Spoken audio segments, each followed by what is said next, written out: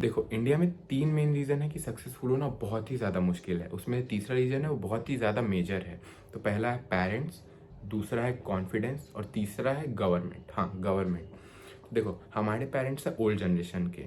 उनको ये सब video editing, e sports, content creation ये सब के बारे में कुछ नहीं पता। उनको लगता है कि ये सब सिर्फ और सिर्फ टाइम पास है। तुम उनके सामने कितना भी सड़ फोड़ लो, गिड़गिड़ा, वो नहीं मानेंगे। लेकिन अगर लकी निकले तो मान जाएंगे। लेकिन फिर आएंगे रिलेटिव्स।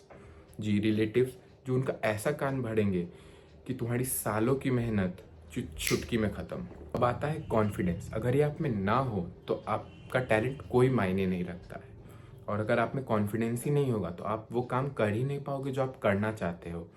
और तो और अपने पेरेंट्स से बात तक नहीं कर पाओगे कि आपको इन फ्यूचर करना क्या है। हम पहले कॉन्फिडेंस बिल्ड करो। हम ऐसा इसीलिए बोल रहे हैं क्योंकि इंडियंस बच्चों में ऐसा ज़्यादातर होता है, क्योंकि हमारे पेरेंट्स बहुत ही स्ट्रिक्ट होते हैं। किसी किसी के नहीं भी होते हैं, आई नो, लेकिन हमारे पेरेंट्स बहुत ही स्ट्रिक्ट होते हैं, जो क्योंकि उस वजह से उनके मन में एक डर बैठ जाता है कि अगर हम कुछ भी बोलने जाएं तो वो डायरेक्ट ना ही बोलेंगे। लेकिन एक बार बात तो करके देखो, क्या पता तुम लकी निकलो और वो मान जाए। हाँ, ऐसा होता है कि बहुत पेरेंट्स मान भी जाते हैं, लेकिन ऐसा भी होता है कि बहुत पेरेंट्स मानते भी नहीं हैं, तो उसकी वजह से उनका कॉन्फिडेंस और डाउन हो जाता है। लेकिन अगर तुम्हारे पेरेंट्स नहीं मान रहे तो तुम उनको वो चीज़ करके दिखाओ। करके दिखाओगे तो तुम्हारे अंदर और कॉन्फिडेंस भी बिल्ड होगा। तुम्हारे पेरेंट्स भी बोलेंगे हाँ, ये बंदा कुछ कर रहा है। तो ये जो टॉपिक है थोड़ा सीरियस टॉपिक है, इसको ध्यान से सुनना। तो जब मैं सीरियस हो, जो तीसरा टॉपिक है वो है गवर्नमेंट, पॉलिटिक्स। तो ये ज़्यादातर स्पोर्ट्स में देखा जाता है, क्रिकेट, बैडमिंटन, हॉकी, जितने भी स्पोर्ट्स हैं। अगर आप कोई भी स्पोर्ट्स खेलते हो और आपका स्किल्स ब्रॉड लेवल तक जा चुका होता है, आप स्टेट भी खेल चुके होते हो, लेकिन फिर आते हैं वो बच्चे जिनका पॉलिटिक्स का सपोर्ट होता है।